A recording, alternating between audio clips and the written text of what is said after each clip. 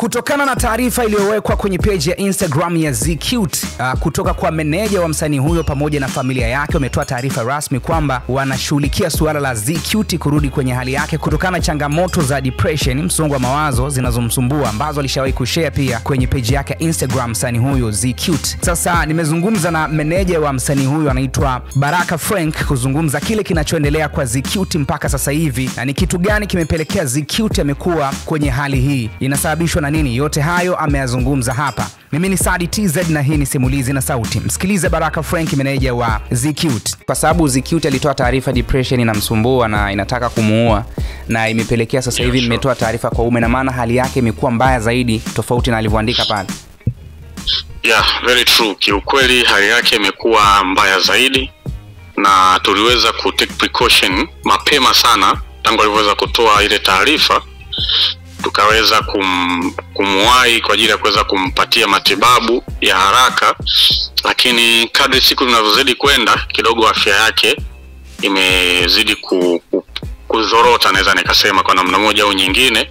That's why tukaamua kuweza kuweka tangazo kupitia page yake kutokana na situation anaweza kuipitia, kwa sababu simu zimekuwa ni nyingi, lakini kwa bahati mbaya response imekuwa ni ndogo kupitia kwa wasanii wenzie, wadau wa muziki na watu wote kiujumla. So tukaona ni vema tuweze kutoa taarifa ili watu waweze kufahamu anachoweza kukipitia, kwa sababu kiukweli ili janga la afya ya akili limekuwa ni tatizo, si tu kwa wasanii wa kike, hata wasanii wa kiume kiujumla na hata jamii nzima kiujumla. Hii tatizo ni kubwa. Unajua, wanasema unaweza ukaona mtu mwingine anazungumza, lakini ukiexperience kwa mtu wako wa karibu utaweza kuelewa nini kinachomaanisha. Na ukimwona mtu anakuambia anapitia hiyo situation, immediately unatakiwa uweze kumsaidia, kwa sababu ukichelewa madhara yatatokea makubwa sana.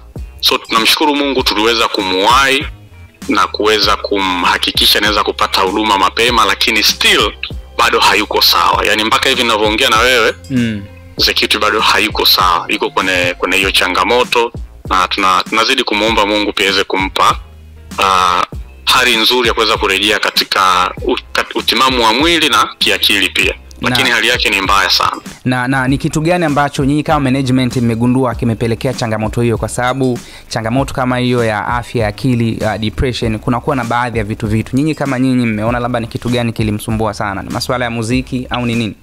Actually kuna vitu vingi, kwa sababu tumejaribu kufuatilia na kukaa naye kwa ukaribu sana, at least kufanya vile vitu ambavyo hivi anavipenda, kutegemea ili ataweza kuzungumza. Tumeweza kuambulia vitu vichache sana kiukweli, lakini katika changamoto ambazo anaweza kuziface kuna family issues ambazo nisingeweza kuizungumza.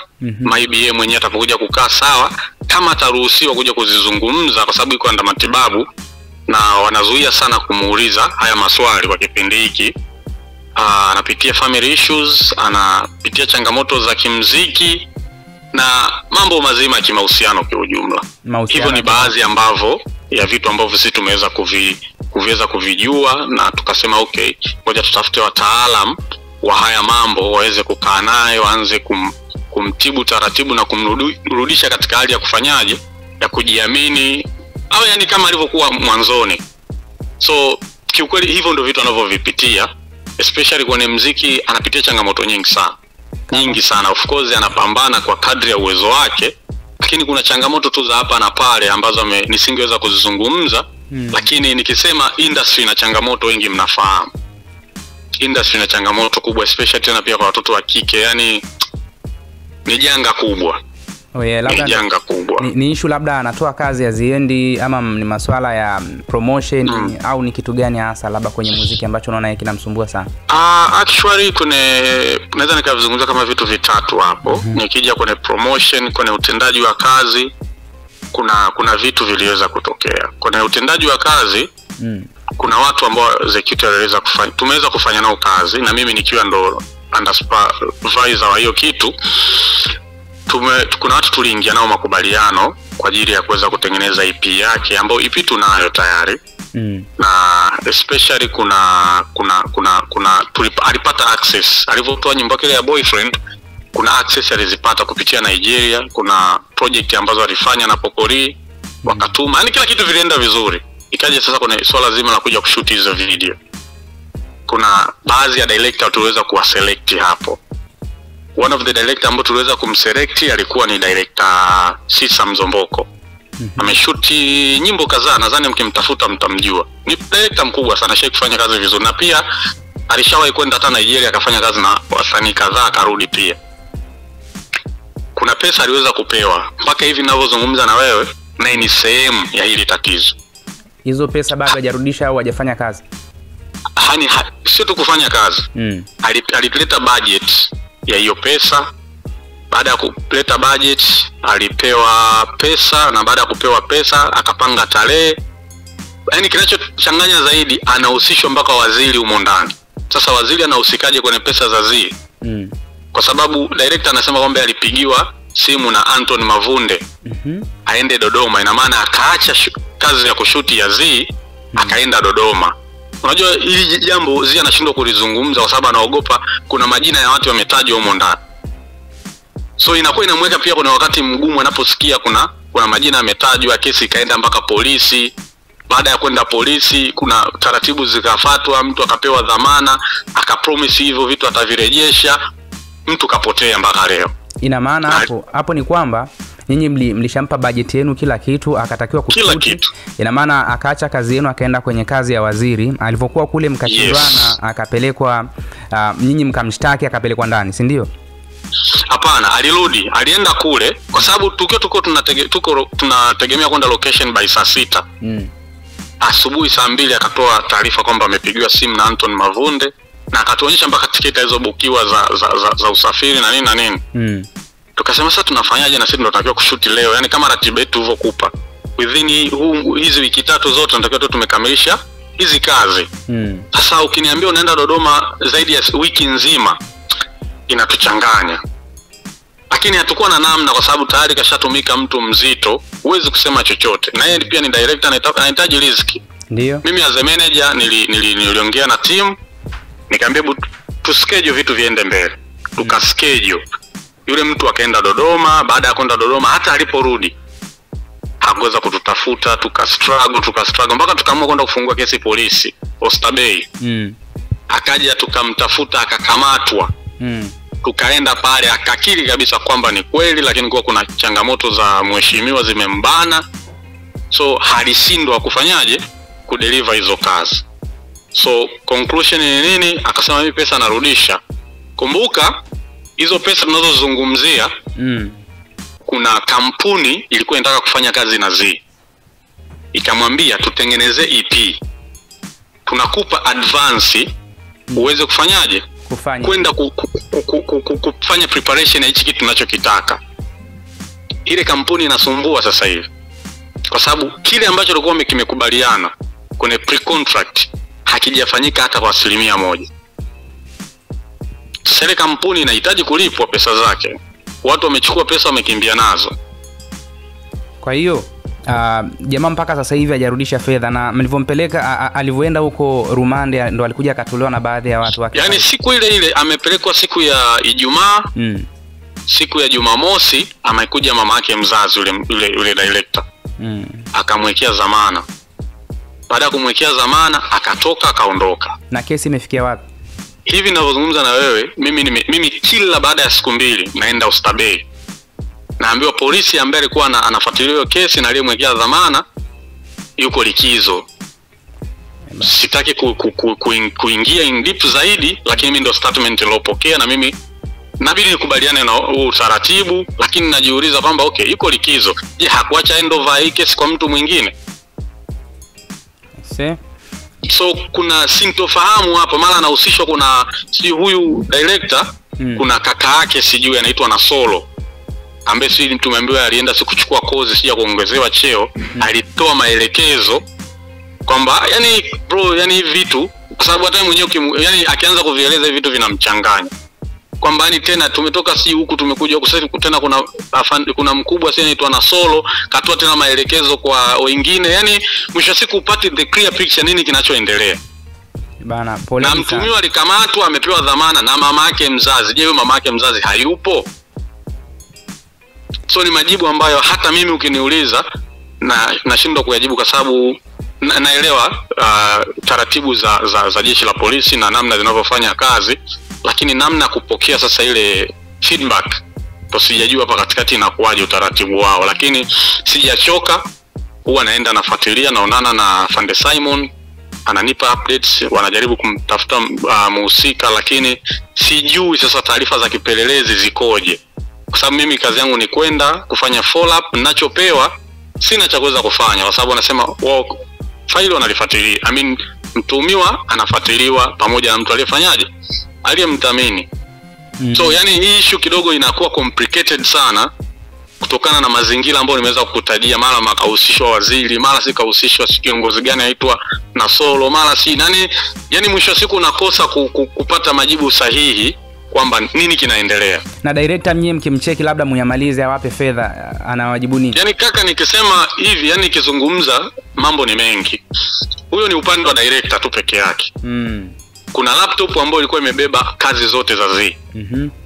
Hiyo laptop ilienda kwa Mixkiller. Mixkiller naye anasema sikaiuza, sikampa.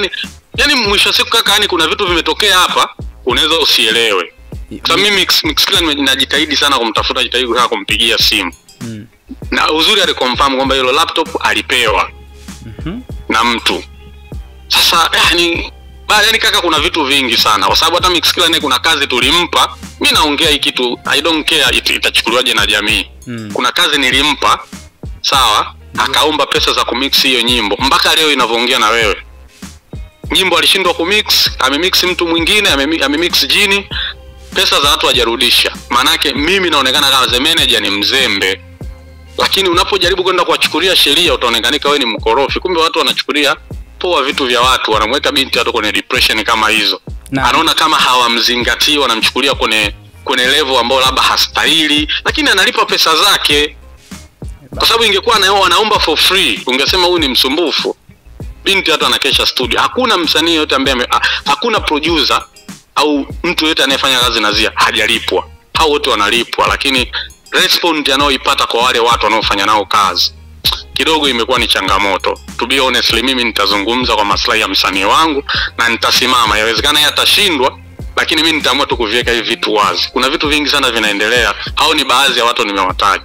Na kadri muda unavyozidi kwenda, nitaendelea kutaja majina ambao hata media yote, mtu yote atakayesikia atashangaa. Watu wengine ni waheshima kabisa, wanafanya vitu ambavyo vya kumrudisha nyuma, kitu ambacho sio kizuri.